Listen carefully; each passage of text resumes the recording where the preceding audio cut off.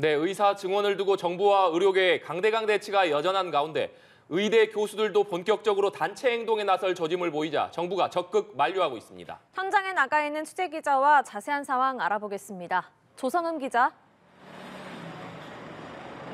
네, 서울대병원에 나와 있습니다.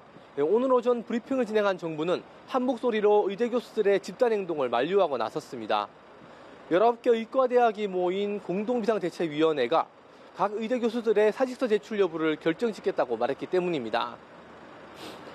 한덕수 국무총리는 교수들이 사직에 동참할 때가 아니라 전공의와 의대생 설득에 앞장서야 한다고 밝히고 명분 없는 집단 행동에 반대했습니다. 보건복지부 역시 의사로서 기본 윤리를 언급하며 환자를 생각해달라고 호소했습니다. 더 적극적으로 대화하고 교수들의 의견을 경청하겠다는 건데요. 박민수 보건복지부 제2차관의 발언 함께 들어보시겠습니다. 여러분이 환자를 등지고 떠난다면 남아있는 전공의와 의대생은 물론 국민들을 잃게 될 것입니다. 정부는 의료계와의 대화는 문은 언제나 열려있고 모든 주제로 대화가 가능하다고 밝혔습니다.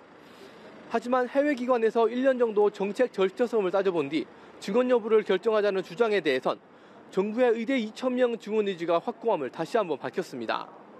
또 비상진료 대책에 대한 추가 지원책도 밝혔습니다.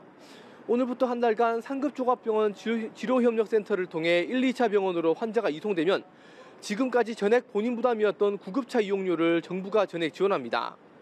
또 전공의 이탈에 따른 의료 공백을 막는 공공의료기관에 올해 총 949억 원을 예산을 지원하기로 했습니다. 네, 의료 공백기도 점점 길어지는 상황인데 공백을 메우고자 하는 정부의 대책이 오늘부터 시행된다고요? 네, 그렇습니다. 네, 의료 공백을 메우기 위해서 정부가 파견한 공보위와 군의관들이 현장 교육을 마치고 오늘부터 진료에 들어갔습니다. 정부는 공보위와 군의관이 빠르게 적응하도록 최대한 각자 수련받은 병원을 중심으로 파견했습니다. 현재 군의관 20명과 공보위 138명이 5대 병원 등 상급병원 20곳에 투입된 상황입니다. 복지부는 응급실이나 산부인과 등 전공의 이탈로 의료 공백이 큰 병동에 인력을 우선 배치할 방침입니다. 업무 개시 명령을 위반한 전공의 약 12,000명 중 5,500여 명에 대해 면허정지 처분 사전 통지를 완료하기도 했습니다. 대한의사협회는 수련병원에 파견된 공보의 중 상당수는 인턴도 경험하지 않은 의사들로 병원 시스템과 업무 적응에 어려움을 겪고 있는 것으로 안다고 주장했습니다.